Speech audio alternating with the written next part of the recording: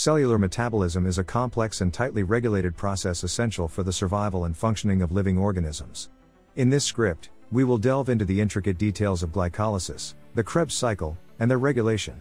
Understanding these fundamental pathways is crucial for medical students as it provides insights into various diseases and potential therapeutic targets. Glycolysis is a central metabolic pathway occurring in the cytoplasm of cells. It involves the conversion of glucose into two molecules of pyruvate through a series of enzymatic steps. The process begins with the phosphorylation of glucose, catalyzed by hexokinase, which traps glucose within the cell. Subsequently, a series of reactions involving different enzymes, such as phosphofructokinase and pyruvate kinase, transform glucose into pyruvate. This process generates a small amount of ATP and NAD. The rate of glycolysis is regulated at multiple levels to ensure the appropriate balance between energy production and cellular demands. One crucial regulatory step is the control exerted by ATP and other metabolites on the enzyme phosphofructokinase. Increased levels of ATP inhibit phosphofructokinase, while lower levels of ATP stimulate this enzyme. Additionally, phosphofructokinase is allosterically stimulated by fructose 2,6-bisphosphate and inhibited by ATP. Another level of regulation in glycolysis involves the control of key enzymes through post-translational modifications. For instance, pyruvate kinase can be phosphorylated by protein kinases, resulting in its inhibition. Moreover, the expression of glycolytic enzymes can be modulated by transcription factors, such as hypoxia-inducible factor 1, HIF1, which promotes the upregulation of glycolytic enzymes under oxygen-deprived conditions. Furthermore, hormonal regulation plays a significant role in governing glycolysis. For instance, the hormone insulin enhances glucose uptake into cells, leading to increased glycolytic activity.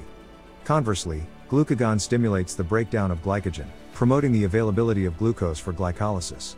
Importantly, glycolysis is also subject to feedback inhibition.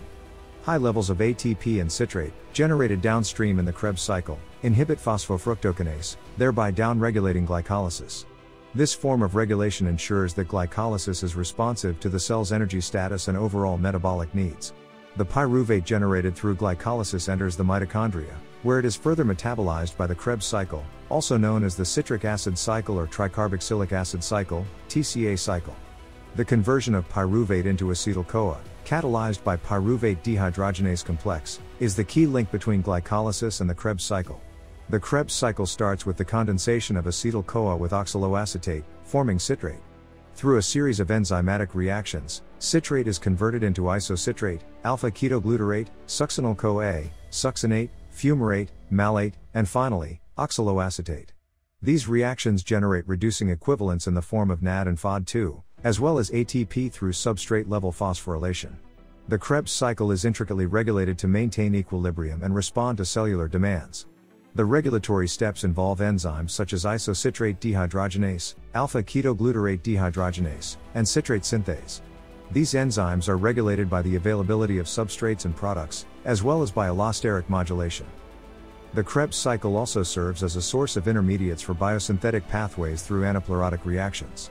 For instance, oxaloacetate can be replenished through the carboxylation of pyruvate or the conversion of glutamate, allowing the cycle to continue even when intermediates are diverted for other purposes. The Krebs cycle generates a substantial amount of energy in the form of ATP, NAD, and FOD2. Through oxidative phosphorylation, these high-energy molecules go on to power the production of ATP in the electron transport chain, ETC. The NAD and FOD2 produced in the Krebs cycle donate electrons to the etc., creating a proton gradient that drives ATP synthesis. Regulation of the Krebs cycle occurs at various levels, including the availability of substrates and allosteric control of key enzymes. For example, the NAD/NAD+ ratio and ATP levels influence the activity of key enzymes, such as isocitrate dehydrogenase and alpha-ketoglutarate dehydrogenase.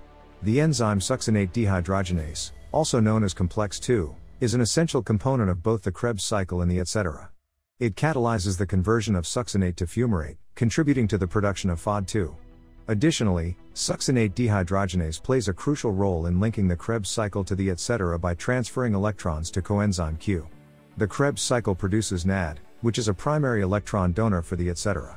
Within the etc., NAD transfers electrons to complex I, leading to the generation of a proton gradient. This proton gradient drives the synthesis of ATP through the action of ATP synthase. Glycolysis, the Krebs cycle, and the etc. are intricately interconnected to maximize energy production while maintaining cellular homeostasis. The NAD generated in glycolysis and the Krebs cycle donates electrons to the etc., ensuring efficient ATP synthesis. Moreover, the NAD/NAD+ ratio acts as a regulatory signal, modulating the activity of both glycolytic and Krebs cycle enzymes. In conclusion, a deep understanding of glycolysis, the Krebs cycle, and their regulation is vital for comprehending the complexities of cellular metabolism. The coordination and control of these metabolic pathways impact various physiological processes and are dysregulated in numerous diseases. Armed with this knowledge, medical students can embark on their journey to unveil the intricacies of metabolic disorders and develop innovative therapeutic strategies.